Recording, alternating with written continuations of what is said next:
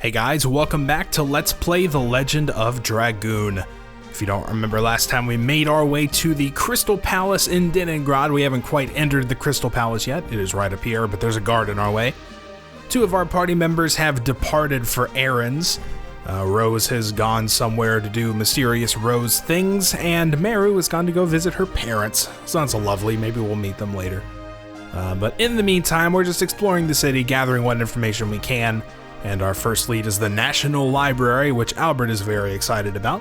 So let's see what the big deal is.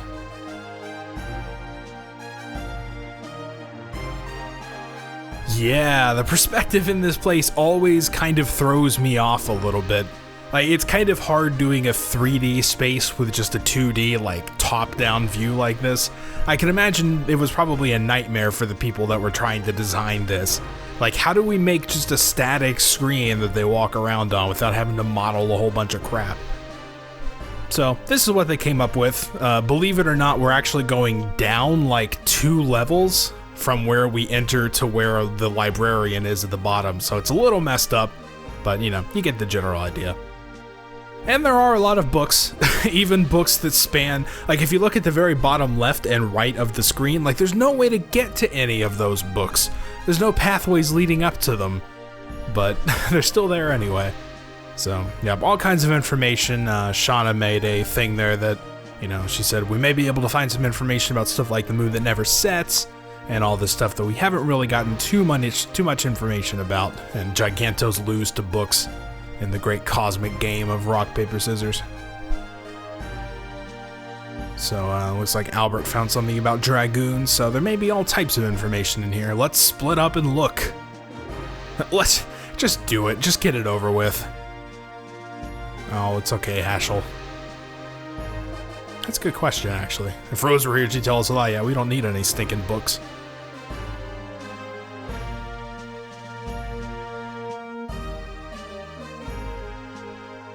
Alright, well, time to explore the library.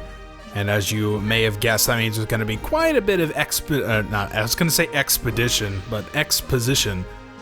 Fortunately, we can't really like read books on the shelves ourselves, so we're basically limited to talking to our party members here. About Winglies, I guess, I don't know. Cannot read human characters. Winglies are people with wings of light who employ magical power. And the glory 11,000 years ago and had enormous magical power that could float colossal cities. Yeah, that's that's some pretty wild stuff. Became extinct after the war with humans who were seeking their liberation. But Linus, who was a Wingly, oh, this isn't in the book. Like, wow, she's mentioned in the book. So yeah, there's apparently still Winglies that are alive, Dragoons that are alive, so just because it's a legend doesn't necessarily mean that they've all gone extinct.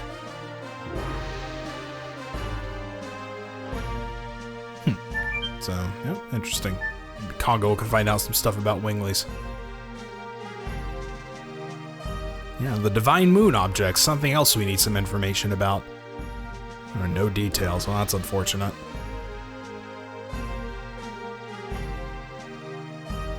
Alright, so Shauna found out that after the Dragon campaign, humans controlled the continent of Endiness. That's kind of the whole big, massive continent, by the way. And divided the continent into 4 and established 3 new countries, Sertio, Tiberoa, and Milsa. So, to the west of that continent, the untouched land, the Death Frontier. What are the odds that that's probably where we're going to be going after this, right? Each country shared 3 divine objects inherited from the Winglies as proof of their alliance. Divine moon objects so to conceal magical power, however their usage is unknown. Yeah, so as you kind of guessed, there's some kind of magical artifact. You know, Winglies and all that. Haschel, what's up, buddy? What'd you find?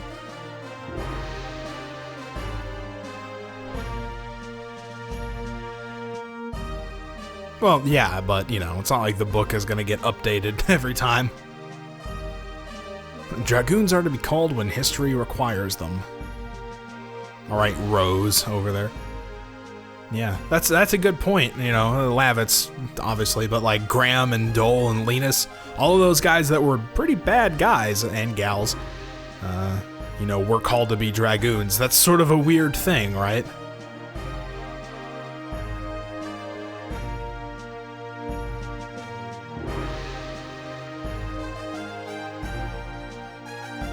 In spite of the fact that they were humans, the 7 heroes who led the Dragon campaign to victory 11,000 years ago crossed the sky and cast spells. After they fulfilled their roles, they vanished with the Dragoon spirits as if it were some unavoidable fate.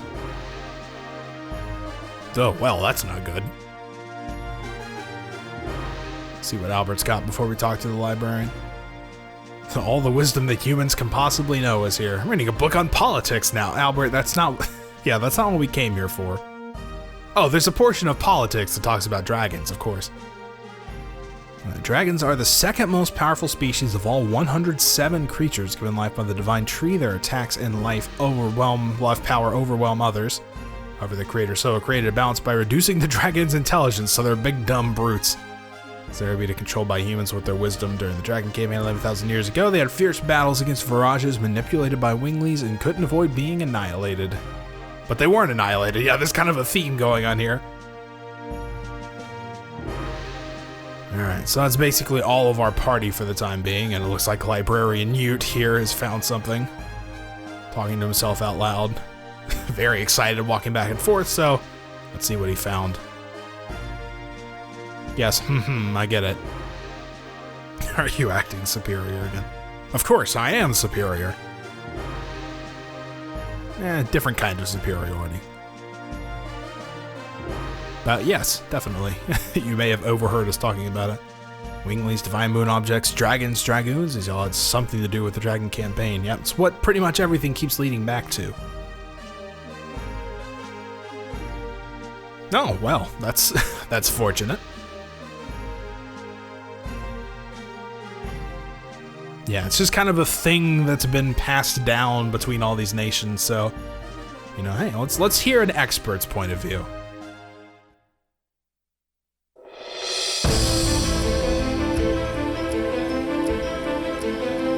There were 7 Dragoon warriors in the legend of the Dragon campaign. Dragoons, reputed to be the incarnation of dragons.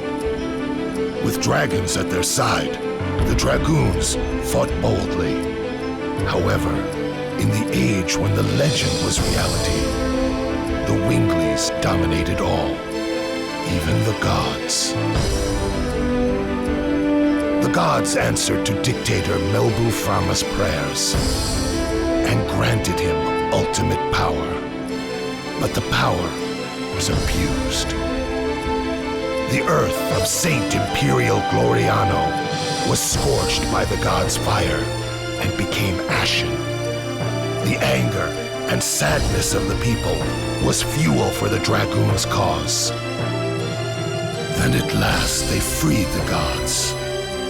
Without the gods' power, the Winglies perished, and our age, the human age, began. Thereafter, the gods floated in the sky. For 11,000 years, they have been looking over the world as the moon that never sets.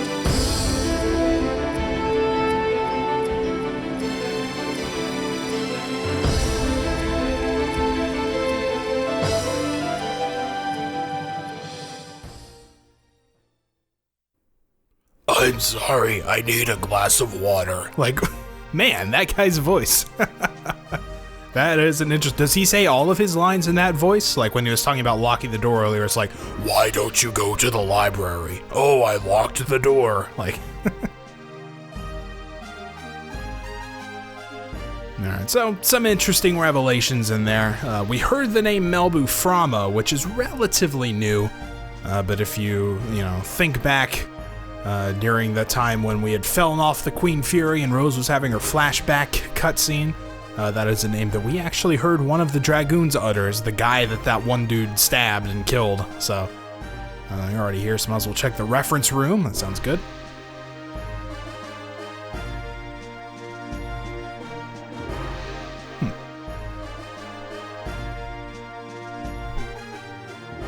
The Black Monster. Everything's related. Dragon campaign, Dragoons, moon that never sets, Black Monster, divine moon objects, it's all coming together. Yeah, we're a survivor, man.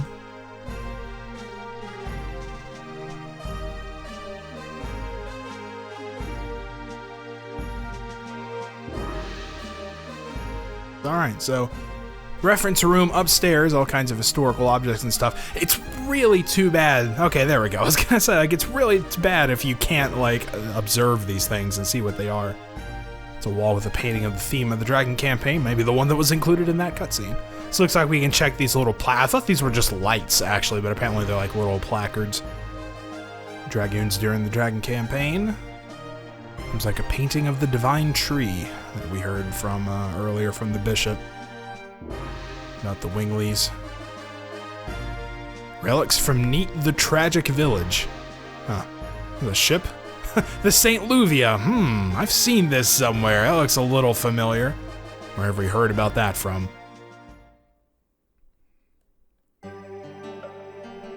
Stained glass of the church in Neat, huh?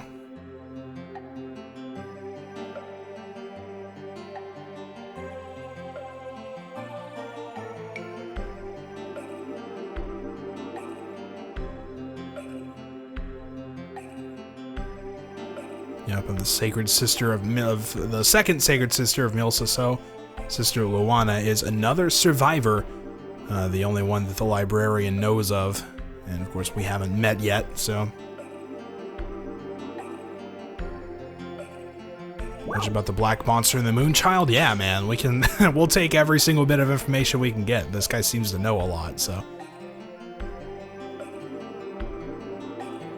The people who visit the church in Neat pray for their own happiness by looking at this stained glass, which shows the legend of the black monster and the Moonchild. That is kind of ironic, isn't it? Why did the gods create him? The black monster. He appears in various legends as a demon who rebels against and devours the gods. An evil plague that rejects peace in the world.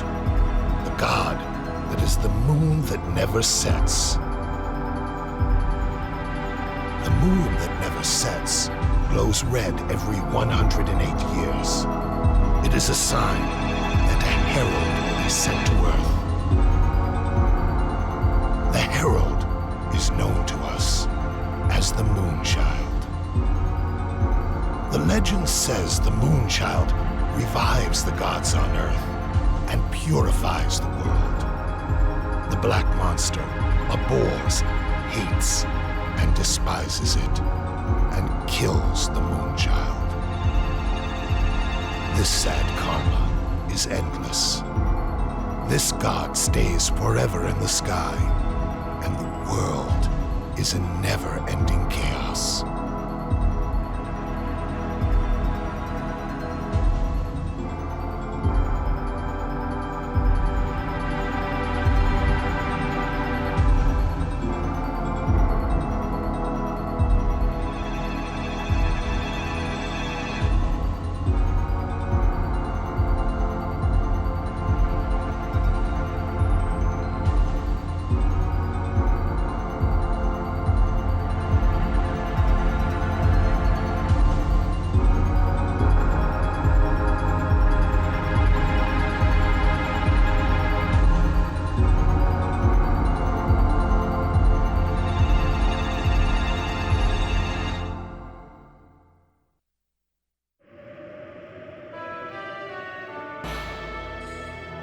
Looks like we're gonna cut away for a bit, check in on Rose a little bit. She's going back to Neat, saying nothing has changed. Interesting. So she's apparently had some experience with the village before. Alright, and for a brief moment we actually get to control her, which is interesting. I don't know how often you get to control other characters in this game, but well, this is one of those times. So it's not too much to do here. We essentially just walk forward and then let it play out, so it's not like you get to control her very much. So it looks like there's somebody else here maybe paying their respects to the village. Ah, this is actually the second sacred sister. The one that we heard from the librarian is the only other known survivor. So since the tragic day I lost my sight, I wonder if that was a result of the attacks. I'm able to see today thanks to the love of many people like Setie here.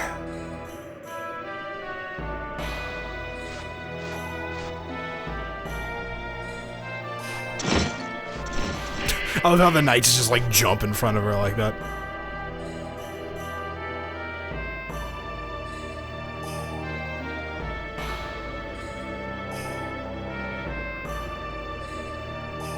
It's alright, don't kill the poor girl.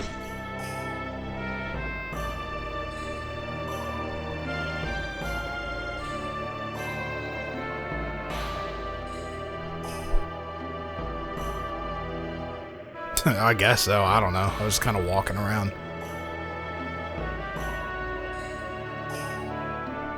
Yeah, so it seems Rose has had some kind of dealings with Neat before. Saying that nothing's changed and all that, so... Wonder if we'll ever learn her true motivation. Maybe we'll find out something here. Maybe not. So we're going back to the scene of Neat 18 years ago when the Black Monster was attacking. We've seen a little bit of this already when Dart was recounting the tale pretty early on in the game. But this time we actually get some dialogue.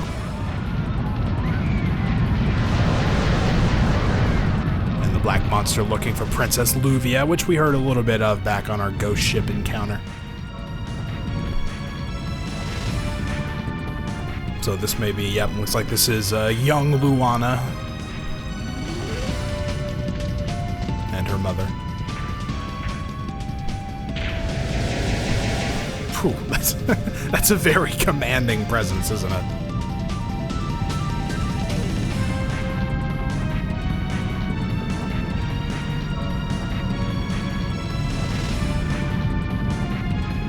Yeah, you probably should be. This Black Monster means business.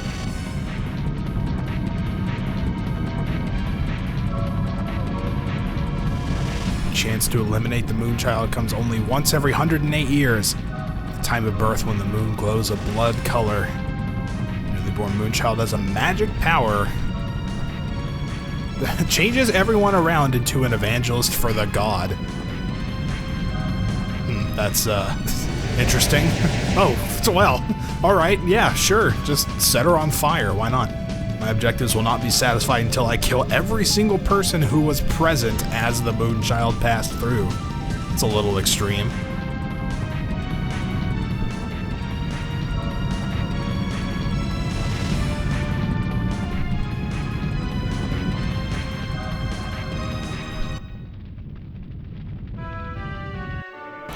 Tragic tale there, wouldn't you say? It was a miracle, I'll say that much.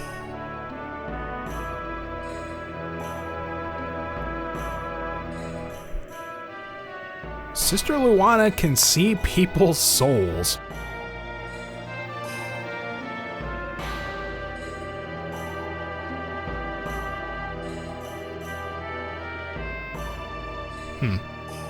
Wonder how that happened.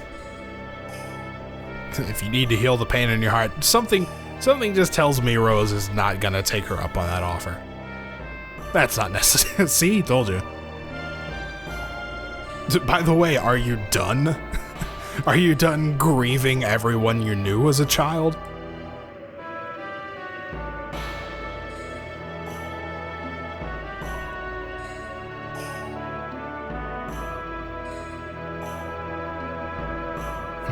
So still never really found out what Rose was doing here.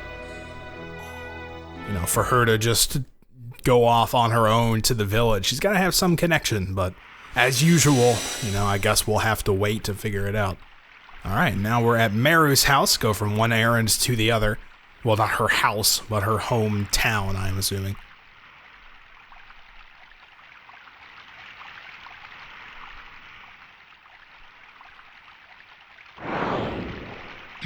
Whoa!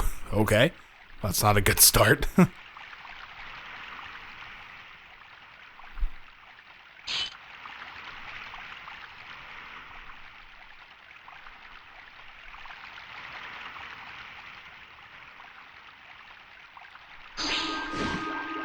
Oh, look at that. Another Wingley. Her home is with the Wingleys. That's certainly a thing.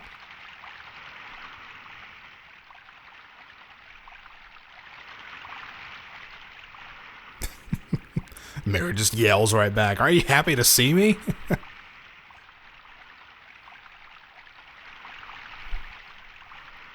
Leaving the forest is taboo. You left the forest. I don't know if everyone else in the forest will forgive you.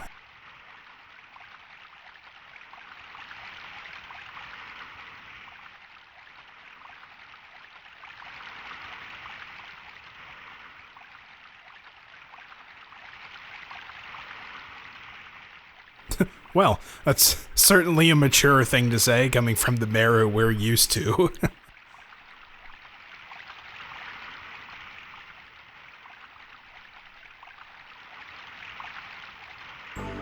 Alright, and now we get control of Meru.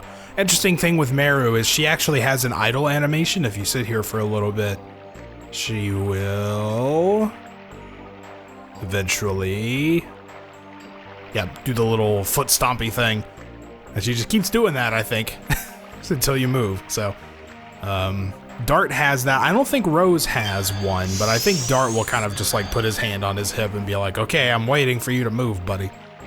So here we are in the forest where it looks like it's going to be a home for the Winglies. And this is where Meru grew up. She left without permission. And, they've kind of put up a wall between themselves and humans, which is maybe understandable given the events of the past. But Meru is kind of being the progressive one and saying, why do we need to have the line? Tear down that wall sort of thing. It's Meru. Yeah, you're right, Wingly A. It is Meru.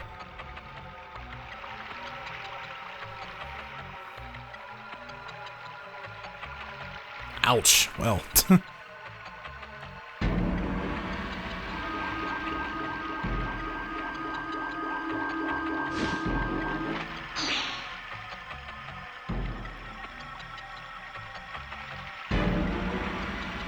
Oh man, that's... These guys are being awfully harsh. Go back to the humans. Oh, well. It seems she is causing quite a stir. It's like the ancestors decided to show up and, probably a good idea to put a stop to this.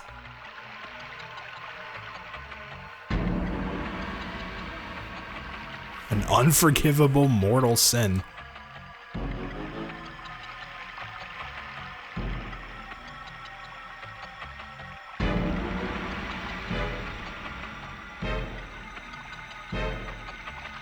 Yeah, you tell him, Meru.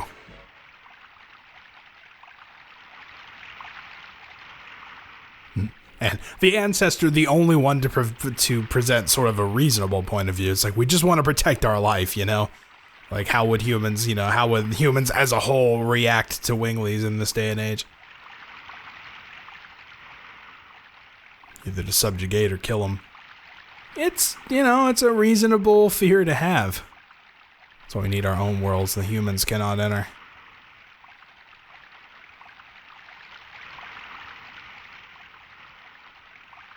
Yep. So, it makes sense. She's kind of disturbing things around here, and it was sort of an agreement, like once you leave, you can't come back, so.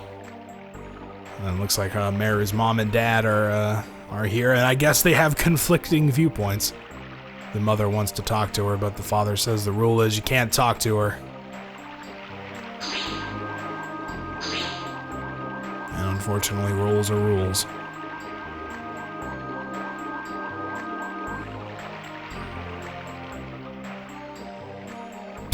Look, dude, you're not really helping matters any. Also, I'm pretty sure the Ancestor does not want to destroy all the humans, like you said earlier. Alright, well, no going back at this point, so I guess we just have to leave. Whoa.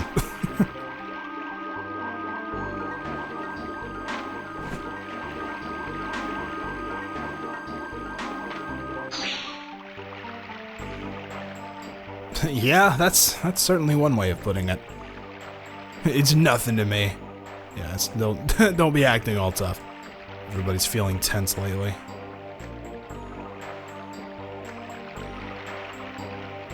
Recently, the Earth is surging. Yeah, there has been a whole lot of crap going on. The animals in the forest are acting savage. Not only that, but like Dragoons are around and Virages are coming back to life. There's all kinds of weird stuff. An omen of a dragon coming back to life.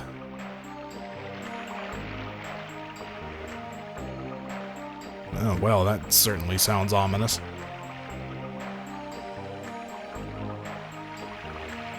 The King of Dragons with 7 magical eyes. Certainly couldn't be a coincidence that there were 7 Dragoons, right? The Divine Dragon. Seal's half dissolved, and that's why everyone's nervous. Okay, well, yeah, so I guess it kind of was a bad time to come back. Dragon Buster and Dragon Block Staff. Well, they certainly don't have the Dragon Buster because that's the weapon that Lloyd used to kill Lavitz earlier on. Not so sure about that staff. Yeah, the Dragon Buster's been lost. Meru wouldn't know that, though, because she wasn't around at the time, so...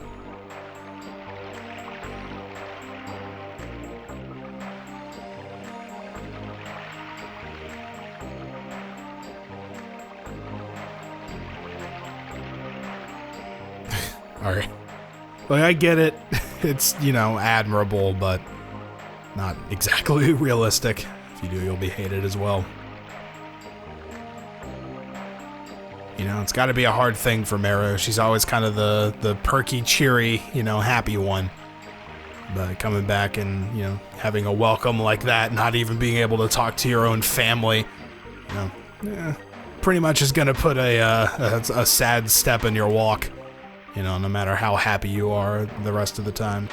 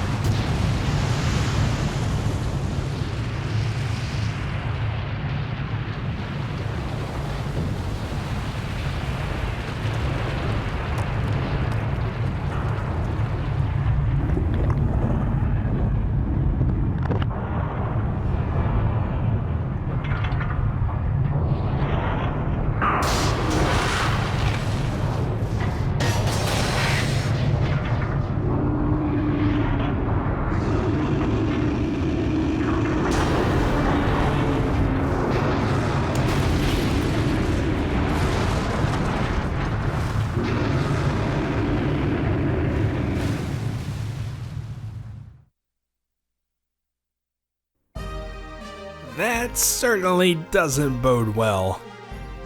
A bit of an ominous scene there. Going a bit cinematic heavy in this chapter, which I can't say I mind too much. You get to hear some funny voices and see some pretty menacing looking. I'm assuming that was the Divine Dragon they were talking about. So Ute has suddenly taken an interest, I guess, since he found out that we were a Neat survivor. When you get time, go visit Neat. You cannot change the past, however you can face it. By facing it, maybe you can find out where you're from and where you want to go. You know what? You're okay. You're a bit full of yourself, but you're an alright guy. Definitely knowledgeable. I guess he wasn't just a snob. There you go, Hashel, saying what we're all thinking. Yep, so we do still have to wait for Rose and Meru. I guess they have completed their errands. And something's happening to Dart. No, it's Shauna that the weird things are supposed to happen to.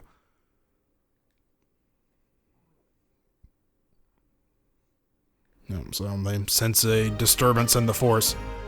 And otherwise we just have to wait for those two to come back. Like I said, I think they finished their errands, so, you know, we're assuming they're going to be heading back in our direction. However, I think we are going to save that for next time, so we'll meet up with our two missing party members, hopefully, and then see where that leads us from there. So until then, thank you guys for watching, and I'll see you next time.